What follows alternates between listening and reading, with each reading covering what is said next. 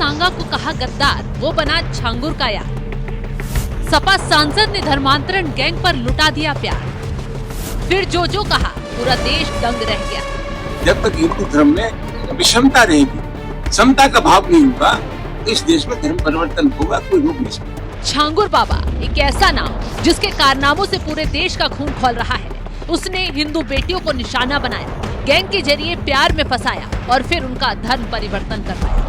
जहां एक तरफ छांगुर बाबा के कारनामों से पूरा देश हैरान है, वहीं दूसरी तरफ राजनीतिक गलियारों से एक ऐसी जहरीली आवाज उठी है जिसने हर देशभक्त के खून को खौला दिया। बात हो रही है समाजवादी पार्टी के राष्ट्रीय महासचिव और राज्यसभा सांसद रामजी लाल सुमन, जिन्होंने एक बार फिर अपनी विवादित बयानों की दुकान खोल दी और धर्मांतरण को सही ठहरा दिया है। सीधे तौर पर कहें तो रामजी लाल सुमन छांगुर बाबा के कारनामों के समर्थन में खड़े हुए नजर आ रहे हैं।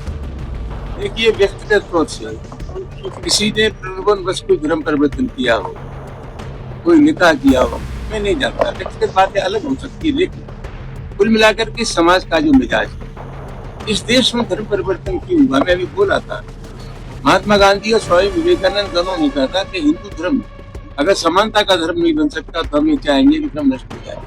जब आप लोगों को मंदिर में जाने से रोक रहे हैं, अखिलेश यादव जी के मकान छोड़ने के बाद आप गंगा जल से धो रहे हैं, तो ये पिछड़े दल क्या सोचेंगे?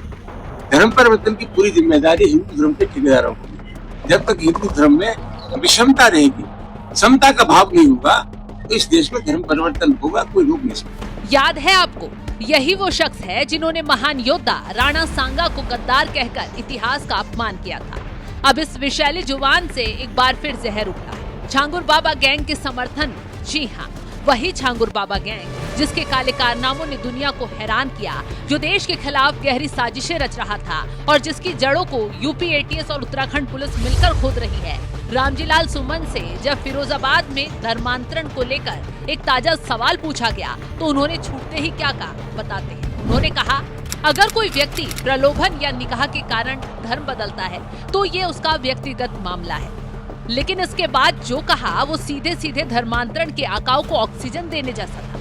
जनाब छूटते ही कह रहे हैं, हिंदू धर्म में जो असमानताएं हैं, ऊंच नीच का भेदभाव है, ये भेदभाव अगर समाप्त नहीं होता तो इस तरह के प्रकरण सामने आएंगे और इस देश में धर्म परिवर्तन को कोई नहीं रोक सकता। देखिए, व्यक्तिगत सोच से किसी ने प्रलोभन बस कोई धर्म परिवर्तन किया हो, कोई निकाह किया हो, मैं नहीं जानता। व्यक्तिगत बातें अलग हो सकती है, लेकिन कुल मिलाकर के समाज का जो मिजाज है, इस देश में धर्म परिवर्तन क्यों हुआ? मैं अभी बोला था, महात्मा गांधी और स्वामी विवेकानंद दोनों ने कहा था कि हिंदू धर्म अगर समानता का धर्म नहीं बन सकता तो हम ये चाहेंगे कि धर्म नष्ट हो जाए। जब आप लोगों को मंदिर में जाने से रोक रहे हैं, अखिलेश यादव जी के मकान छोड़ने के बाद आप गंगा जल से धो रहे हैं, तो ये पिछड़े दल क्या सोचेंगे?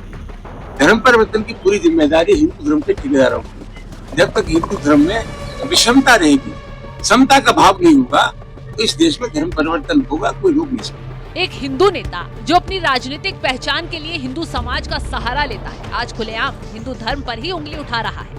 ये वही तर्क है जो धर्मांतरण करने वाले गिरोह हमेशा देते हैं। ये तो वही भाषा है जो छांगुर जैसे देशद्रोही इस्तेमाल करते हैं। खैर, रामजी लाल सुमन ने तो अपने एजेंडे में स्वामी विवेकानंद और महात्मा गांधी तक को घसीट दिया और कहा कि अगर समानता नहीं आएगी तो हिंदू धर्म नष्ट हो जाएगा।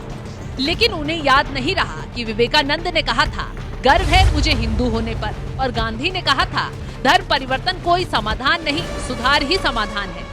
लेकिन सपा के पास इतिहास को तोड़ने मरोड़ने का रिकॉर्ड रहा है। लेकिन रामजी लाल सुमन को ये नहीं दिखता कि इस धर्मांतरण गिरोह का असली मकसद समानता लाना नहीं, बल्कि देश को तोड़ना और सामाजिक सद्भाव बिगाड़ना है। क्योंकि पिछड़ों के साथ घटनाओं को असमानता बताना महज एक बहाना है। असली मकसद तो तुष्टीकरण की राजनीति को चमकाना है। दलितों और पिछड़ों को मंदिर में प्रवेश न मिलने, धर्म परिवर्तन का कारण बताना, सीधे सीधे समाज में विभाजन पैदा करना है। हैरानी की बात नहीं है, ये बयान समाजवादी पार्टी के खेमे से आया है। ये वही पार्टी है जिसके नेता हिंदू होकर भी हिंदुओं के खिलाफ ज्यादा खड़े नजर आते हैं, हिंदू मंदिर के उद्घाटन पर चिढ़ जाते हैं, सरकारी कार्यक्रम बताकर बीजेपी को ही घेरते नजर आते हैं। बात राम मंदिर की हो रही है और अगर मुसलमानों के कार्यक्रम या त्योहार आते हैं तो सपा के नेता सबसे आगे नजर आते हैं, चाहे बात खजूर खाने की हो या फिर ईद पर गले मिलकर खुशियां दिखाने की, कोई कोर कसर नहीं छोड़ते। अखिलेश यादव, रामजी लाल सुमन जैसे नेताओं की लिस्ट बहुत लंबी है जो वोट बैंक की खातिर राष्ट्रहित को दांव पर लगाने से नहीं चूकते। लेकिन ये सिर्फ धर्मांतरण तक सीमित नहीं है।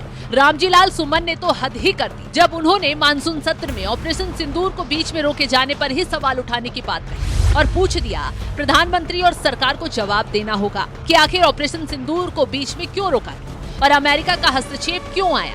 जब हमारी सेना पाकिस्तान को मुंहतोड़ जवाब दे रही थी तब अमेरिकी राष्ट्रपति डोनाल्ड ट्रंप ने युद्ध विराम की घोषणा क्यों की। ये बयान सिर्फ विवादास्पद नहीं बल्कि देश की सुरक्षा और सेना के मनोबल पर सीधा हमला है। एक सांसद जिसे देश की संप्रभुता और सुरक्षा की बात करनी चाहिए, वो युद्ध विराम जैसे संवेदनशील मुद्दे पर अमेरिकी हस्तक्षेप की वकालत कर रहा है। ये बताता है कि ऐसे नेताओं की वफादारी किसके प्रति है। क्या ये सीधा सीधा देश के दुश्मनों के एजेंडे को बढ़ावा देना नहीं तो क्या है। रामजी लाल सुमन का ये बयान सिर्फ छांगुर बाबा का समर्थन नहीं लग रहा बल्कि देश विरोधी ताकतों को खुला संरक्षण भी दे रहा है। फिलहाल उनके बयान को लेकर आप क्या सोचते हैं, कमेंट बॉक्स में अपनी राय जरूर। अगर आप खबर फेसबुक पर देख रहे हैं तो वीडियो को लाइक करके पेज को फॉलो करें। इसके अलावा अगर आप इस खबर से यूट्यूब के जरिए जुड़े हैं तो चैनल को सब्सक्राइब करके बेल आइकन दबाना बिल्कुल ना भूलें। नमस्कार।